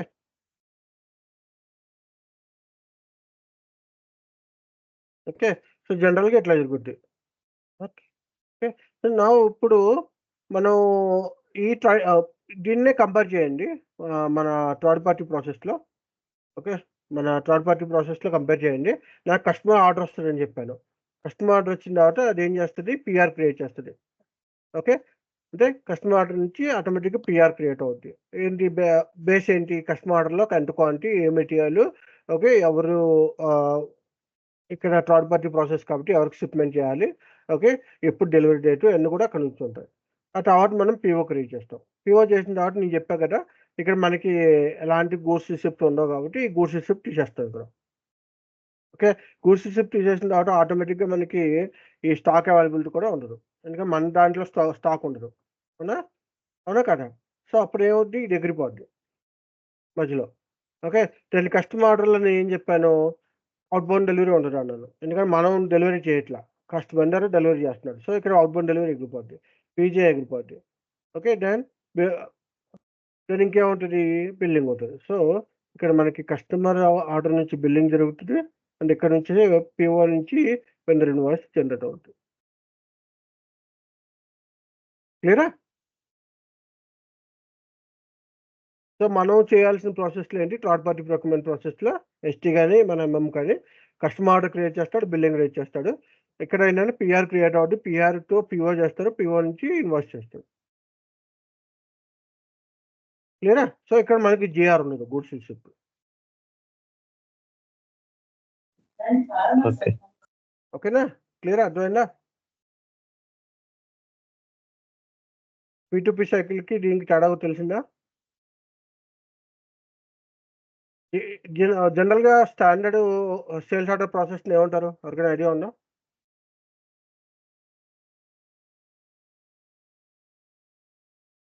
మన సేల్స్ ఆర్డర్ని ఎస్టీ ప్రాసెస్ని ఏమంటారు తెలుసా? ఓటీసీ అంటారు. Order to order to cash. Order to cash. Okay, మనని P2P అంటారు, ప్రొక్యూర్మెంట్ టు పే. క్లియరా? ఓకేనా? సో ఇది థర్డ్ పార్టీ ప్రొక్యూర్మెంట్ ప్రాసెస్లో మన కస్టమర్ ఆర్డర్ వచ్చిన తర్వాత పిఆర్ క్రియేట్ అవుద్ది బ్యాక్గ్రౌండ్లో. ఓకే, అండ్ పిఓ క్రియేట్ అవుద్ది, పిఆర్ నుంచి పిఓ, దాని ఇన్వాయిస్, తర్వాత customer order billing.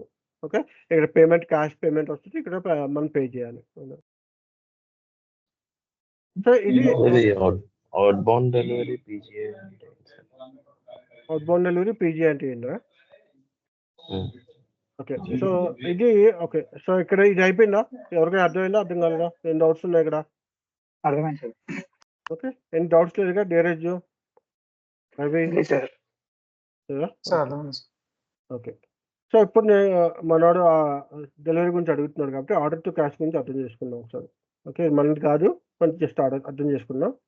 Okay, so మనకి ఫస్ట్ స్టార్ట్ అయ్యేది మన పర్చేజ్ రిక్వెస్ట్ ఎలా ఉంటుందో మనకు వాళ్ళకి కూడా ఒక రిక్వెజేషన్ ఉంటుంది. ఓకే, వాళ్ళకి కూడా ఒక రిక్వెస్ట్ ఉంటుంది, సేల్స్ రిక్వెస్ట్ సంబంధించింది ఉంటుంది వాళ్ళకి. ఓకే, సో అది తీసేస్తే జనరల్ ప్రాసెస్ స్టార్ట్ అయ్యేది సేల్స్ ఆర్డర్తో స్టార్ట్ అవుద్ది. Okay, so sales order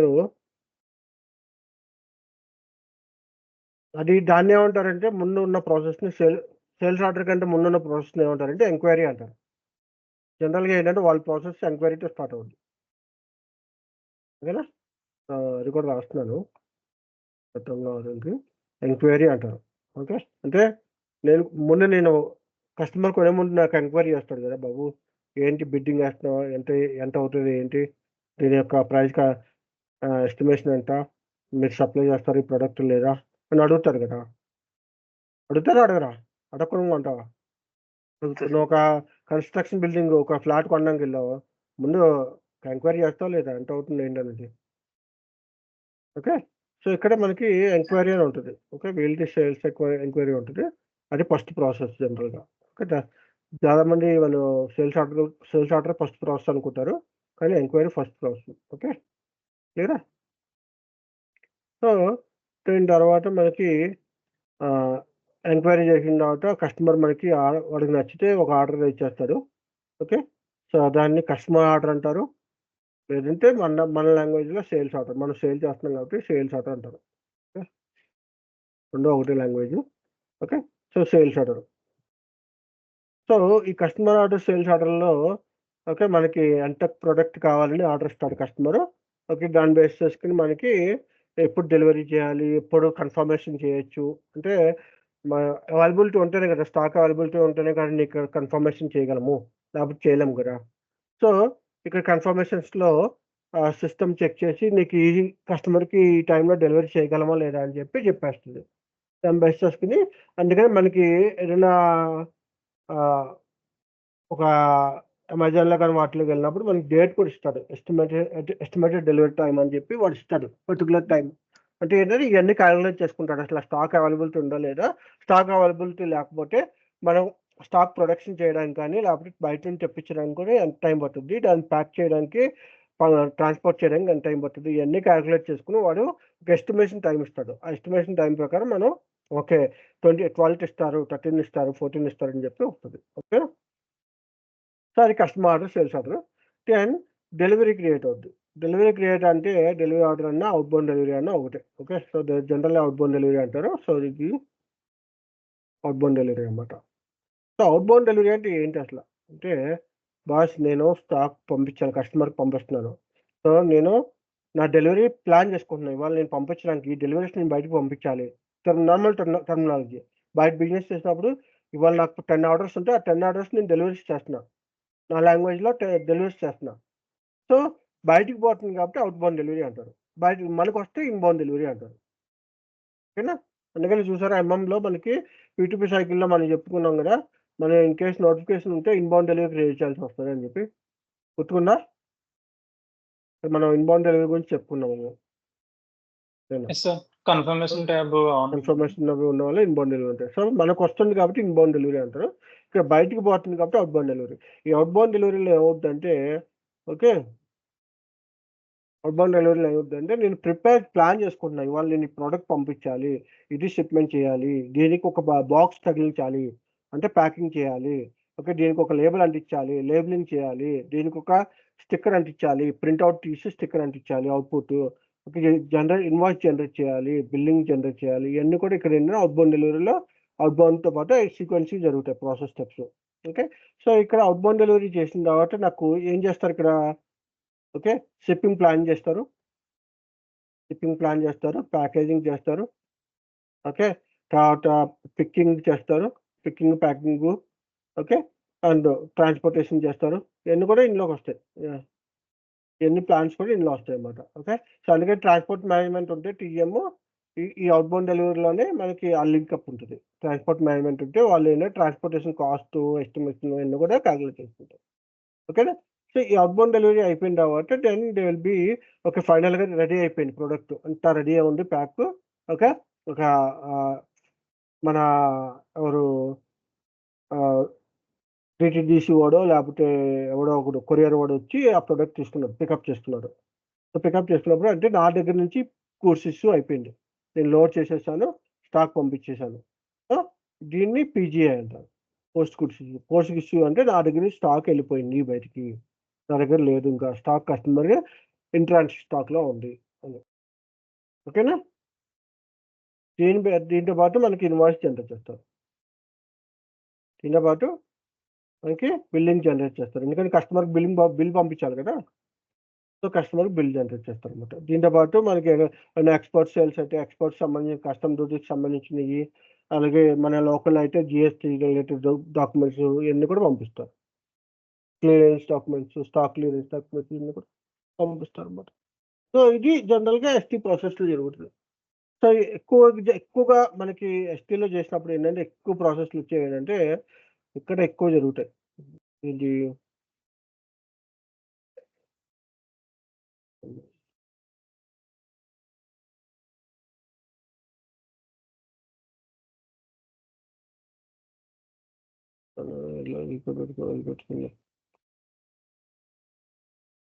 so ఇక్కడ ఏం జరుగుతాయంటే మనకి ఎక్కువ, ఓకే, షిప్పింగ్ డాక్యుమెంట్స్ జనరేట్ చేయడం, ఇవి తర్వాత ప్యాకింగ్ జరుగుతుంది,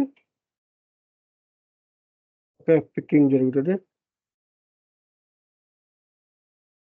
ఓకే, అట్లాగే ట్రాన్స్పోర్టేషన్ డాక్యుమెంట్స్, ఏదైనా ట్రాన్స్పోర్టేషన్ డాక్యుమెంట్స్ ఉంటే ట్రాన్స్పోర్టేషన్ రిలేటెడ్ ప్రాసెస్ చేయొచ్చు.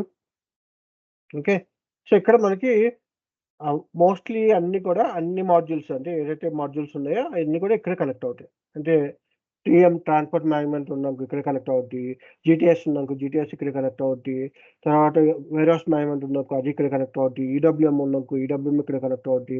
సో మోస్ట్లీ అన్ని కూడా ఈ అవుట్బౌండ్ డెలివరీ నుంచి కనెక్ట్ అవుతాయి. ఓకేనా?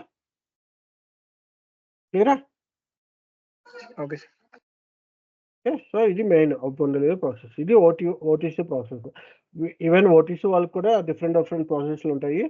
ఓకే, వాళ్ళకి రెస్ట్ సేల్ అని ఉంటుంది, డిఫరెంట్ ఉంటాయి అన్నమాట. Rest sale, okay, free goods పంపిస్తారు కస్టమర్కి, శాంపుల్ ప్రొడక్ట్స్ పంపిస్తారు. లింక్స్. ఓకే, ఎక్స్పోర్ట్ సేల్స్ ఉంటాయి. ఓకే, ఇలా చాలా ఉంటాయి వాళ్ళకి కూడా ప్రాసెస్లు ఉంటాయి. కన్జ్యూమర్ సేల్స్ కూడా ఉంటాయి వాళ్ళకి. ఓకే, కన్జ్యూమర్ సేల్స్ కూడా ఉంటాయి. క్లియరా? సో ఇలాగ ఓటీసీలో కూడా వాళ్ళకి మనకి ఎలా ఉన్నాయి థర్డ్ పార్టీ వెన్న కన్జ్యూమెంట్ ఇవన్నీ ఎలా ఉన్నాయో వాళ్ళకి కూడా ఈ వీటికి ఓటీసీలో కూడా వాళ్ళకి డిఫరెంట్ సేల్స్ ప్రాసెస్లు ఉన్నాయి ఓకేనా. రష్ సేల్స్ అంటే ఏంటి ఒక ఐడియా ఉంది? రష్ సేల్స్ అంటే ఎమర్జెన్సీ అన్నమాట. ఇమీడియట్లీ రష్ సేల్స్ ఇమీడియట్లీ తొందరగా వెళ్ళిపోవాలి ప్రొడక్ట్, ప్రియారిటీ ఎక్కువ రష్ సేల్స్. ఓకే, సో అలాంటి ప్రొడక్ట్స్ ఏంటంటే మనం మాన్యువల్గా క్రియేట్ చేయకుండా డెలివరీస్ ఆటోమేటిక్గా సేల్స్ ఆర్డర్స్ క్రియేట్ అవగానే డెలివరీస్ బిల్లింగ్స్ అవి కూడా క్రియేట్ అయిపోతాయి ఆటోమేటిక్గా. ఓకేనా, క్లియరా? ఓటీసీ ఏమైనా డౌట్ ఉందా ఓటీసీలో?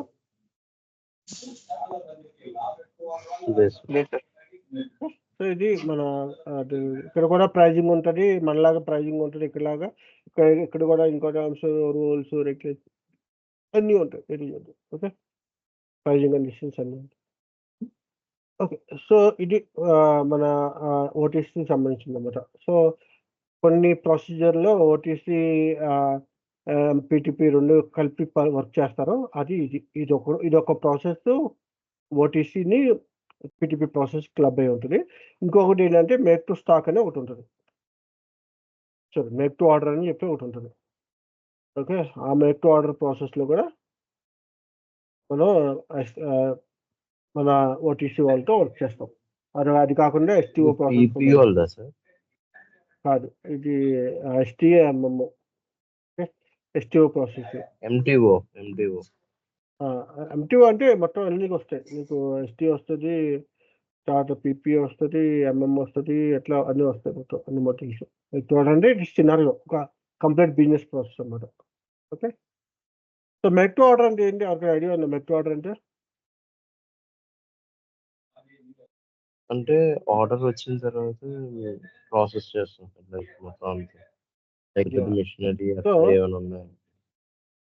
ఇక సింపుల్ ఎగ్జాంపుల్ తీసుకోవాలంటే ఓకే, కస్టమర్ రిక్వైర్మెంట్ బేస్ చేసుకుని కస్టమర్ని కన్సల్ట్ చేసుకుని కస్టమర్ రిక్వైర్మెంట్ బేస్ చేసుకుని నేను ప్రోడక్ట్ ప్రిపేర్ చేస్తున్నాను. సో ఇక్కడ ఏంటంటే customer requirement is the main requirement. ఈ కస్టమర్ రిక్వైర్మెంట్ బేస్ చేసుకుని నేను ఫర్దర్గా ప్రాసెస్ చేస్తాను. దగ్గర కస్టమర్ రిక్వైర్మెంట్ లేకపోతే నేను ప్రాసెస్ చేయను నెట్ ఆర్డర్లో.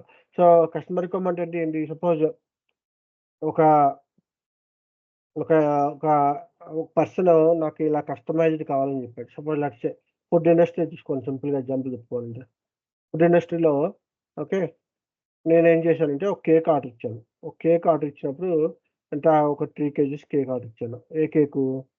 ఓకే, ఏం కేక్ ఇచ్చాను? 3 kgs కేకు. సపోజ్ మా స్పైడర్ మ్యాన్లో ఏదో ఒక స్పైడర్ మ్యాన్ కేక్ ఇచ్చా ఆర్డర్. ఏమి ఇచ్చాను? ఎగ్లెస్ ఇచ్చా. ఓకే, ఎగ్లెస్ కేక్ ఇచ్చాను. అండ్ ఒక విత్ ఫ్లేవర్ ఇచ్చాను, చాక్లెట్ ఫ్లేవర్ అని ఇచ్చాను. ఓకే, దీంతో పాటు కొన్ని కండిషన్స్ ఏదో కొన్ని రూల్స్ అండ్ రెగ్యులేషన్స్ ఇచ్చా. సో ఇది నా రిక్వైర్మెంట్ ప్రకారం నువ్వు తయారు చేయాలి. నేను ఆర్డర్ ఇస్తున్నాను. ఓకే, ఇదే కేక్స్ నేను స్టోర్లోకి వెళ్ళి కొనుక్కుంటున్నా. స్టోర్లోకి వెళ్ళి నా దగ్గర 1 kg కేక్స్ ఉన్నాయి, హాఫ్ kg కేక్స్ ఉన్నాయి. ఓకే, మల్టిపుల్ ఒక 2 kgs కేక్స్ ఉన్నాయి. ఇలాగా చాలా కేక్స్ ఉన్నాయి. అంటే అక్కడ ఉన్న డిజైన్స్లో నువ్వు వేరే ఒకటి సెలెక్ట్ చేసుకుంటున్నావు. సో అలాంటివి ఉన్నప్పుడు దాన్ని మేక్ టు స్టాక్ అంటారు. ఓకే, అంటే ఏంటి? కస్టమర్ రిక్వైర్మెంట్ ప్రకారం నువ్వు స్టాక్ ప్రిపేర్ చేస్తే దాన్ని కస్టమర్ మేక్ టు ఆర్డర్ అంటారు. లేదు నేను ఒక రెడీగా కస్టమర్స్ కోసం నేను రెడీ చేసుకుని నేను స్టాక్ రెడీ చేసుకుని ఒక హాఫ్ kgs ఒక 10, ఒక 1 kgs ఒకటి 5, 2 kgs 1 అలా పెట్టుకుని స్టాక్ పెట్టుకున్నాను అనుకో, అది మేక్ టు స్టాక్. అంటే నా సేల్స్ నేను ఎస్టిమేట్ చేసుకుంటూ నేను ఒక స్టాక్ రెడీ చేసుకుంటున్నాను అని చెప్పి. ఓకేనా, ఇక్కడ ఏంటంటే మనకి ఎప్పుడెప్పుడే 2 kgs కేక్ అయిపోయినాక ఇమ్మీడియట్గా నేను 2 kgs కేక్ కావాలి, మన కౌంటర్లో లేదు, మనకు ఆ స్టాక్ తెప్పించండి అని చెప్పి ఇమ్మీడియట్గా ప్రొడక్షన్ స్టార్ట్ చేస్తారు. ఆ 2 kgsకి హాఫ్ kgs కేక్స్ అయిపోతే హాఫ్ kg కేక్ స్టార్ట్ చేస్తారు. 1 kgs కేక్స్ అయిపోతే కేక్. సో ఇక్కడ పర్టికులర్గా ఒక డిజైన్ అలాంటివి వాళ్ళు చూసుకోరు, ఏమంటే ఆ డిజైన్స్ వేసేసి పంపిస్తారు. అదే ఇక్కడ చూసాం అనుకో, ఓకే, ఈవెన్ ఇక్కడ కూడా నీకు ఫ్లేవర్స్ ఉంటాయి, నీ ఫ్లేవర్స్ ఉన్నావు అని చెప్పడం. ఓకే, కానీ ఏంటంటే స్పైడర్ మ్యాన్ కేక్ కావాలి అనేది నీ యొక్క రిక్వైర్మెంట్. ఎగ్లెస్ కావాలి అనేది నీ రిక్వైర్మెంట్. దీనిలో ఎగ్లెస్ రావచ్చు, ఎగ్ రావచ్చు, ఏదైనా రావచ్చు, వాళ్ళు ఇస్తారు. స్టాక్స్ ప్రకారం మేక్ టు స్టాక్ ప్రకారం వాళ్ళు ప్లాన్ చేసుకున్నారు. ఈ 1 kg కేక్ ఒక 10 పీసెస్ కావాలి. ఆ 10 పీసెస్‌లో ఎగ్‌తో ఉన్నాయి 5 వితౌట్ ఎగ్ 5 అని చెప్పి అనుకున్నారనుకో. సో, దాని ప్రకారం ఎన్ని ఎగ్‌లెస్ అయిపోయినాయి, ఎన్ని ఎగ్స్ ఉన్నాయి అని చెప్పి అవి చూసుకొని దాని ప్రకారం వాళ్ళు కేక్స్ తయారు చేస్తారు. సో, అది మేక్ టు స్టాక్ అది. మేక్ టు ఆర్డర్ వచ్చేసరికి ఏంటంటే మేక్ టు ఆర్డర్ అనేది ఏంటంటే మన కస్టమర్ రిక్వైర్మెంట్ వస్తేనే దాన్ని బేస్ చేసుకొని నేను ప్రిపేర్ చేస్తాను. ఇప్పుడు బెంజ్ కార్స్ ఇట్లా కొన్ని లగ్జరీ కార్స్ ఉంటాయి. వాటిలో కొన్ని స్పెసిఫిక్‌గా కొంతమంది నాకు ఇలాగే కావాలి, ఇట్లా డిజైన్ కావాలని చెప్పి అడుగుతారు. అంటే ప్రొడక్షన్ స్టార్ట్ అయ్యే ముందే అడుగుతారు. సో, వాళ్ళ రిక్వైర్మెంట్ బట్టి ప్రకారం కూడా వాళ్ళు తయారు చేస్తారు. ఇప్పుడు సచిన్ ఉన్నాడనుకో, సచిన్ ఒక స్పోర్ట్స్ కార్ ఆర్డర్ పెట్టాడనుకో, నాకు ఇలా రిక్వైర్మెంట్ ఉంది ఇలాగ అన్నారు. అలాగే తయారు చేస్తారు. డిపెండ్స్. ఓకేనా? సో, మేక్ టు ఆర్డర్ వచ్చేసరికి ఏంటంటే కస్టమర్ స్పెసిఫిక్ ఆర్డర్‌తో. సో, ఆ స్టాక్ వచ్చి ఈ కస్టమర్ రిక్వైర్మెంట్‌లో ఏముందంటే స్టాక్ ఆర్డర్ చేసిన దగ్గర నుంచి స్టాక్ డెలివరీ అయ్యేదాకా ఆ ప్రొడక్ట్ దానికే రిజర్వ్ అయి ఉంటది. ఆ కస్టమర్‌కే రిజర్వ్ అయి ఉంటది. వేరే వాళ్ళకి అమ్మడానికి లేదు.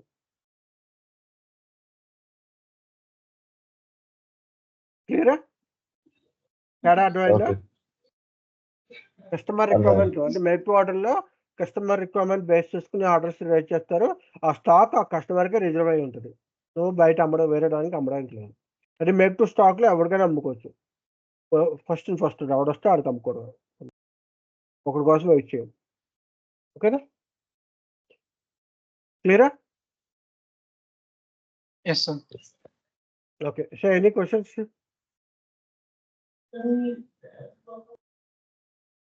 అవును సార్. సార్ అక్కడ